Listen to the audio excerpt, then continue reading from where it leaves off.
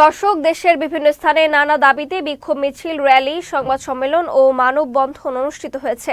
প্রতিনিধিদের পাঠানো তথ্য ও ছবিতে দেখুন ডেস্ক রিপোর্ট।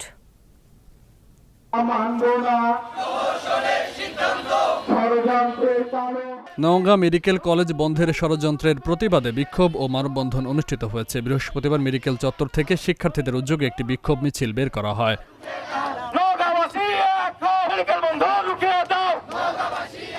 চাঁদাবাজি ও ছিনতাই বন্ধের দাবিতে প্রশাসনের সহযোগিতা চেয়ে মানববন্ধন করেছে গাজীপুরের নাওজোর এলাকার স্থানীয় ব্যবসায়ীরা। বৃহস্পতিবার দুপুরে ঢাকা টাঙ্গাইল মহাসড়কের নাওজোর ফ্লাইওভারের নিচে এই মানববন্ধন অনুষ্ঠিত হয়। নারায়ণগঞ্জে জাতীয় ভিটামিন এ+ ক্যাম্পেইন উপলক্ষে সংবাদ সম্মেলন করেছেন জেলা সিভিল সার্জন আবুল ফজল মোহাম্মদ মশিউর রহমান। বৃহস্পতিবার সকালে সিভিল সার্জন কার্যালয়ের সম্মেলন কক্ষে সংবাদ সম্মেলন অনুষ্ঠিত হয়। আমাদের 1056টি অস্থায়ী কেন্দ্রে যেখানে আমাদের বাচ্চারা ময়মনসিংহের ভালুকার মাহমুদপুর এলাকায় বাসাবাড়িতে ভাঙচুরের ঘটনায় সংবাদ সম্মেলন অনুষ্ঠিত হয়েছে। দুপুরে ভালুকা প্রেস ক্লাব কার্যালয়ে সংবাদ সম্মেলনের আয়োজন করেন ভুক্তভোগী মকবুল হোসেন।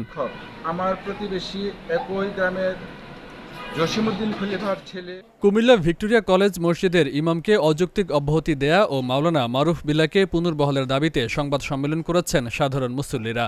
বৃহস্পতিবার বিকেলে কুমিল্লা প্রেস ক্লাবে সংবাদ সম্মেলন অনুষ্ঠিত হয়। মসজিদে বিগত 7 বছর যাবৎ ইমাম সাহেব কর্তৃক সাপ্তাহিক মাদারীপুরে জাতীয় পরিচয়পত্র সেবা নির্বাচন কমিশনের কাছে রাখার দাবিতে মানববন্ধন, কর্মবিরতি ও প্রতিবাদ কর্মসূচি পালন করেছেন মাদারীপুর সদর উপজেলা নির্বাচন কার্যালয়ের কর্মকর্তা কর্মচারীরা। বৃহস্পতিবার সদর উপজেলা নির্বাচন অফিসের সামনে এই অবস্থান কর্মসূচি পালন করেন তারা।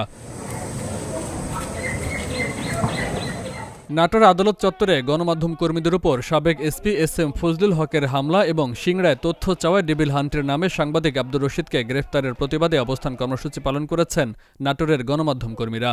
বৃহস্পতিবার দুপুরে জেলা প্রশাসকের কার্যালয়ের সামনে থেকে এই বিক্ষোভ মিছিল বের করা হয়।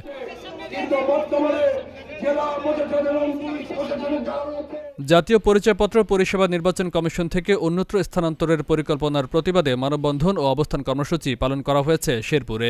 বৃহস্পতিবার দুপুরে শহরের জেলা নির্বাচন কর্মকর্তারা কার্যালয়ের সামনে জেলা নির্বাচন অফিসের কর্মকর্তা কর্মচারীদের আয়োজনে এই মানববন্ধন ও অবস্থান কর্মসূচি পালন করা হয়।